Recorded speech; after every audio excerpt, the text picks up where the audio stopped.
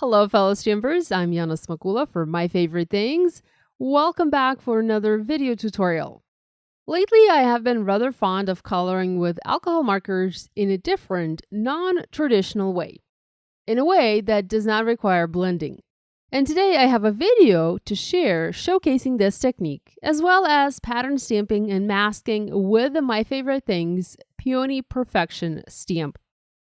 I started to work on my card as usual by stamping the selected image in alcohol marker friendly ink on white cardstock using my Mini Misty stamping tool. You don't really need to use a Misty or similar stamp positioner for this project, it's really optional. Having stamped the image, I proceeded to color it. The coloring technique I'm using today works well on large images with a lot of open space, such as this flower. The technique works well with any alcohol markers. I've found I prefer to use those markers that have a bullet nib, as that type of nib makes it easier to apply the color the way I want it applied. Start with applying the lightest color to the entire image. I'm starting by coloring the stem and leaves using lightest green. I'm using Nuvo markers from Tonic Studios for this project, and this color is 410 Persian Lime. Don't limit yourself just to these markers. Any alcohol markers work for this technique. Apply a solid layer of color and then set that piece aside to let the marker dry on the paper. This is important. You want to let the marker dry completely before applying the next color. While that green color is drying, I am going to apply the base color to the petals of my peony. I'm using a 449 color for this. I'm actually using the chisel nib here as I just need to color a rather large area and I'd like to do that quickly. And the chisel nib allows me to quickly and easily color my flower. With that done, I'm going to leave it to dry and go back to the stem and leaves. The base color is now dry on the stem and leaves and I can apply my medium color. The idea is to apply each consecutive color in a way so there's a clear definition between the colors. There's no blend, there's a harsh line. That's why it's important to wait for the previous marker layer to dry. The medium green color I'm using here is 416 Wine Leaf.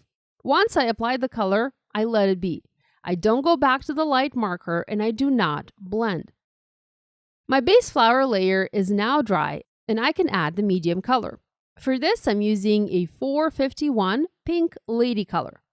My technique here is to draw a freehand circle using the marker, preserve the area inside the circle, and color everything outside that circle using my marker. That circle, that is the highlight on the petal. It doesn't necessarily have to be a circle. It depends on the petal shape. It can be an oval or a wonky rectangle or something like that. I find this technique to be easier on the wrist. This doesn't require any blending and you're simply applying color, so that takes less work to color the image and puts less strain on your wrist. Next, let's add our dark green. I'm using 417 color Hunter Green. With each consecutive color, you cover a smaller and smaller area. I'm adding just a little bit of this dark green to my stem, shading it on the left-hand side. When it comes to the leaves, I color just the base of the leaves and add shading where there is a leaf fold. Our leaves are done. We're only using 3 shades of green to color the leaves, light, medium, and dark. The flower itself will take more colors, 5 in total, but will end up having the same colored look like the leaves. My next pink color is 453 Paradise Pink. What I love about this technique the most, as opposed to the traditional coloring with blending, is that I don't need to use marker colors that blend well together. On the contrary, I try to pick the colors, the shades that aren't too close, aren't too similar, to be able to provide the contrast, that difference between the colors on my image. Looking good. I colored all of the petals using the Paradise Pink color and let the petals sit for a few minutes while the ink dried. Next, I'm using 379 marker and starting to add shadows. I follow the same technique. I draw a circle and color everything outside the circle, preserving the highlight. On some petals where there isn't much room to do the circle technique, I just draw a wonky line and color in everything on one side of the line closest to the base of the petal, adding my shadow. My last marker is number 381, Black Cherry, and this is going to add deep, dark shadows to my peony and complete this piece. Again, I draw a wonky line and color my petal, adding a shadow. Using a marker with a bullet nib as opposed to using a brush nib makes it much easier to draw shapes on your petals, like drawing that line or drawing a circle. You certainly can color like this with Copic markers or other markers that have a brush nib. For me, however, I've found it easier to color when I have a bullet nib marker. Here's a look at this finished piece. Looks very different, very graphic-like, and very modern, I think. Tell me in the comments if you like the way this looks. Now at this point, you can leave your panel as is and use it on a card. I like to stretch my supplies and I often step outside my comfort zone. And I like to try something different. So I decided I would stamp a pattern, a background pattern using this image. I first made a mask for my flower by stamping this image onto masking paper and cutting it out with scissors. Making a mask might seem like a tedious process, but you make one mask, and if you're careful enough, you can use it several times, and that's usually enough to last a very long time in the card making world. I masked the flower I just colored as I wanted to stamp additional leaves. Now to make it easier to stamp just the leaves, I went bold and I cut my stamp apart. I can always put it back together when I want to stamp a full peony, but I wanted to be able to easily stamp just the leaves, so I cut them off.